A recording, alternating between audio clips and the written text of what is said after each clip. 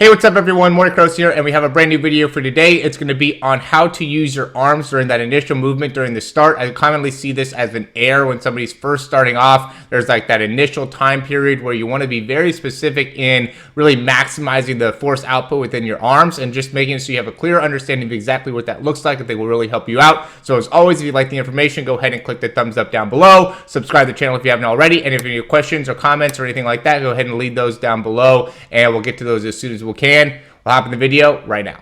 Okay, so on the left here we have a 40 start. This is obviously going to be different because it's a 3-point stance in comparison to a 4-point stance when you get out of a block start. So I will actually start with the block start first. This is going to be Christian Coleman. He has one of the best starts to me out of anybody in the track and field, especially right now. And so what we really want to be able to do, and this is from a couple years ago, I want to say, is just be able to really identify what are some of the key things from more of that upper body arm perspective that you want to be able to do. So you can see where his arms are going and really driving back with one arm. So that right leg is the back leg, left leg is the front leg, obviously. And we can see that right arm really drives back, right? So see how he pushes that right hand and really gets that nice wrist flick.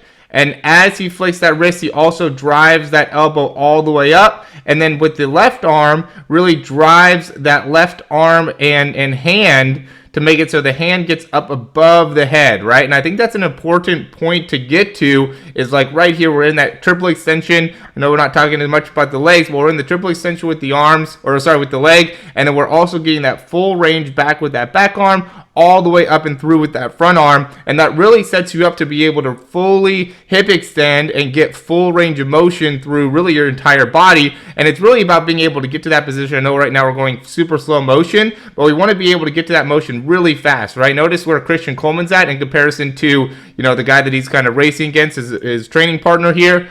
So notice that from the trigger, boom, he's a little bit faster with his reactions, but more importantly, look at how fast he gets to that end range with his arms, right? So as soon as that gun triggers or the horn triggers, you want to be able to be very, very quick with your arms, because that really sets you up to be able to get your legs moving at the same direction. So he's already foot down in the ground. His arms are starting to swing forward, and the guy next to him still hasn't got his feet on the ground and is just about to swing his arms. So Christian Coleman almost gets 2 arm swings before the guy on the right is able to get through his first arm swing, right? So really a great comparison video to see what you want to be able to do as you accelerate out of the blocks.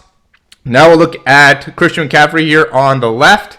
Really, it's going to be a similar motion. The difference is just that, instead of starting from that 4-point stance, we're going to be starting from the 3-point stance. So the initial movement, and really I see this a lot more with the people that are running out of a 3-point stance or that are running 40s, is that their initial movement is with that arm not to drive that down arm, the front arm, back as much, right? So this front arm, the first movement needs to be driving that arm back the best that you can, right? So you're here, you have your thumb down, you have your index finger down, right? You have a lot of weight kind of on that front arm to be able to stabilize. And then from there, you use that to be able to really pull back with that front arm, and then you also want to be able to initialize that back arm to really fire that forward and through as well. So you want to get that hand up to the forehead. That seems to be a good place to be able to go. Hand to forehead, forearm to forehead, whatever one kind of works out for you, but you really want to get that hand all the way up, and you want to make sure that you drive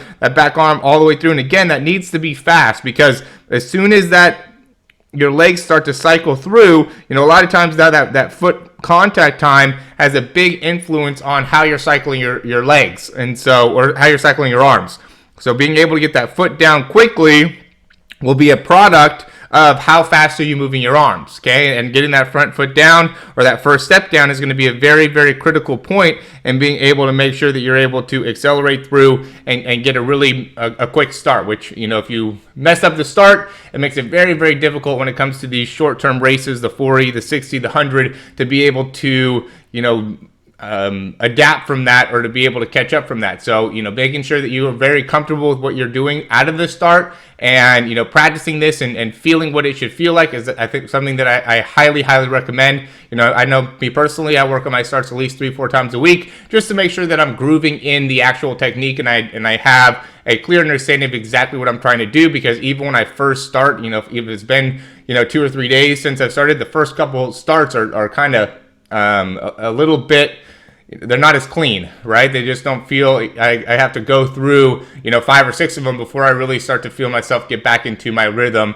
of having a good clean start. So for you guys, it's the same type of thing, especially if you're trying to get that 40 time down. You got to be very, very clean with your start in order to then transition into a very great top end speed. All right, so as always, guys, thanks for watching these videos. If you have any questions, go ahead and leave those down below. We also have a ton of great stuff in the description down below. We have a free ebook. We have 5 ways to get faster. We have a lot of different ways to be able to help you out. And then I highly recommend, of course, the speed program. I know we're going into the off season for a lot of you guys. Right now we have a special deal where you can get speed program for $297. I think I have one that is one without a breakdown that you might even be able to get for cheaper right now. You might even be able to get that for even $97, where you don't get any breakdowns with that. Or you can get, breakdowns. I think the breakdowns are hugely valuable, and those are $297. So if it's something you're interested in getting, go ahead and, click those links down below. Get started. Would be happy to help you out and being able to make it so you're able to get faster, and you'll get a lot of technical detail information just like this in order to really progress yourself through the actual sprint. And you guys can see what some of these breakdowns here are in the corner and what we're going to be focusing on when we do the breakdown. So yeah, guys, as always, thanks for watching. We'll talk to you soon.